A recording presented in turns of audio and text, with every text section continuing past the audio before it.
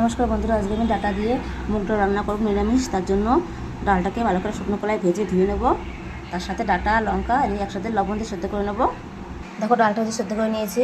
এর মধ্যে আবার ডাটা ডাটা লঙ্কা দিয়ে আরও একটু সেদ্ধ করে নেব। দেখো ডাটা দিয়ে ডালটা দিয়ে সেদ্ধ করে নিয়েছি, কত সুন্দর সেদ্ধ হয়েছে বন্ধুরা।